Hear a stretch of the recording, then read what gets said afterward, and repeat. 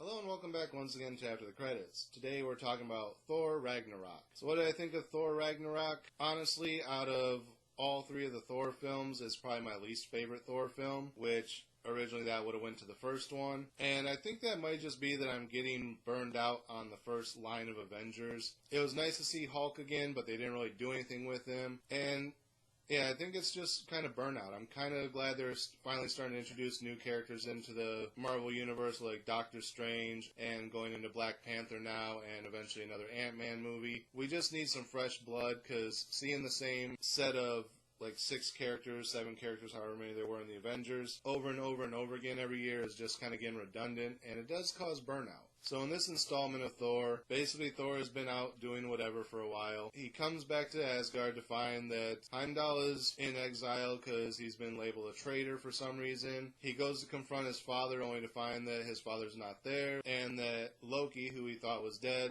actually survived, came back and took the place of Odin, and then he kind of calls out Loki. He's like, "Where's our father?"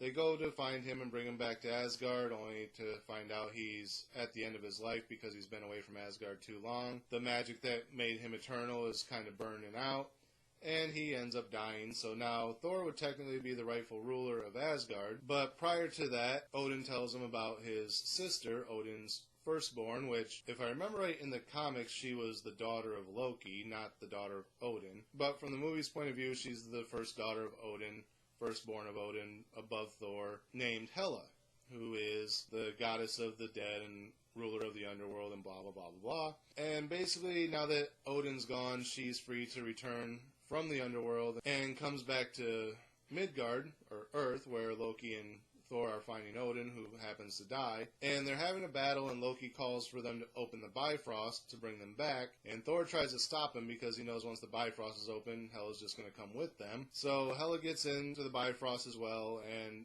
they're battling in the portal of the Bifrost, and Loki and Thor both get knocked out of the Bifrost portal, which dumps them into, I can't think of the name of it, I want to say Skara, maybe? Something like that. Basically the junk world, the gladiator world, whatever. Basically, if you ever fall out of a portal, that's where you end up. So now Loki and Thor are stuck on the gladiator planet. Hela makes it back to Asgard, and when she's on Asgard, her power starts to grow. People try and rebel against her, and she basically kills off all the important people within like 2 minutes. A little bit of a disappointment there. The Warriors 3, basically the best 3 warriors in all of Asgard. 2 of them are taken out as soon as she arrives. The third one actually fights her off a little bit, but eventually he dies. And it's just like, wow, 3 actually really important characters to the overall arcing story of Thor are just wiped out like that. It's like, oh, Hela's here, boom, boom, you're dead. Oh, what, you're gonna fight? Boom, you're dead. Lady Sif isn't around. I'm not sure where she's at. I'm sure somewhere in Agents of S.H.I.E.L.D. is probably explained, because I know she made an appearance there once, at least the last time I watched it. So she's probably floating around Midgard somewhere doing something with them. Who knows? Because she wasn't on Asgard, otherwise she would have fought. But anyway, Thor and Loki end up on the gladiator world, and Thor's put into combat, and he's like, "You're gonna face my greatest gladiator," which turns out, spoiler, to be Hulk, in case you couldn't tell by the whole freaking movie campaign. It is explained that Hulk did end up there on the Quinjet, which was originally supposed to be the ending of Age of Ultron, when Hulk's in the Quinjet and Black Widow's telling him to turn it around, and he says no. Basically, at that point, he was supposed to fly the Quinjet into space, which would have ended up sending him through a wormhole portal to the Gladiator planet. But then at the end of Avengers Age of Ultron, they tell Black Widow that they found the Quinjet crashed and there was no sign of the Hulk, which was changed because a lot of people figured out what was going to happen at the end beforehand, and they wanted to kind of misdirect, so they changed the ending to where, oh no, his Quinjet crashed here, but now all of a sudden his Quinjet is on the planet, so what crashed that they found? So there's like an odd convolution there in the storyline, because they went with the start of this movie being the original ending, but it's not the ending that was released theatrically to make sense for it to be here. But anyway, so Thor and Hulk battle, then they kind of go back to the locker room type of area where Hulk's kind of just being Hulk. He's like more the not quite Grey Hulk, Joe Fix-It type of Hulk, but he's also not intelligent Hulk like he was in the comic or animated versions when he ends up on the Gladiator planet for like World War Hulk, where they basically make it to where he can control his anger and still have his intelligence, but still be the Hulk. Basically, they kind of have him being Big Dummy Hulk, where he's the Hulk, but he's not always angry, but he's not intelligent either. He's just kind of big brooding meathead. So Thor convinces Hulk to help him escape the planet. Hulk doesn't want to leave because he fits in there, he's popular, and, he's hated on Earth. But eventually he convinces Hulk to help, so they get to the Quinjet, and they manage to travel back to Asgard. And of course Hela's there, so everyone's trying to take down Hela. And Thor finally realizes the only way to take down Hela is to destroy Asgard because she draws power from Asgard. So he sets Ragnarok into motion rather than trying to prevent it, and then everyone flees to Earth.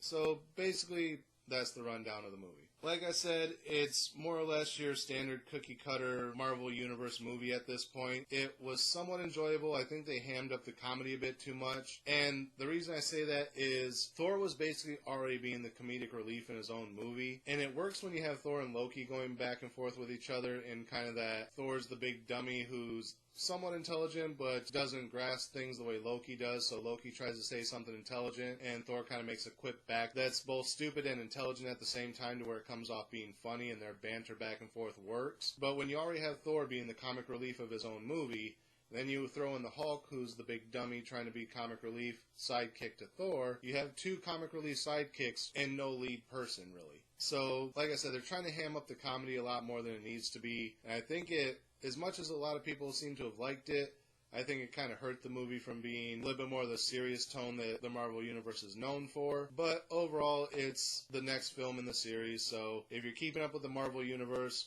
you'll enjoy it, but at the same time, like I said, I might just be getting burnt out on the Marvel movies again. They had a little bit of a revitalization when Ant-Man and stuff came out, but now it's kind of like we're back to the first group again, so, here's that decline, and then eventually they're going to come out Black Panther, and hopefully it'll spike it back up, and going forward with the next couple of Avengers films. I'm kind of interested in seeing where they're going to go with Phase 4, but overall, what would I give this one as far as a star rating? I'd say probably a 3. Which I think is the lowest rating I've given a Marvel film so far. I think they're all usually around 3.5s or 4s. This one gets a 3. They basically took what could have been a good story and dumbed it down really bad and tried to make it more comedic. And I understand they're trying to do something different with the franchise here, instead of the same cookie-cutter stuff I was complaining about before. But at the same time, you dumbed it down but didn't change anything. And that's why it gets basically a middle of the road. It's the next film in the series. If you're watching them all, watch it. It fits, but don't expect anything great out of it. So that's my take on it. Again, as always, thank you guys for watching. Remember to like, comment, subscribe, share the video. Links are down in the description. Click the bell next to the subscribe button so you get notifications every time I post new content. And until next time, I'll see you after the credits.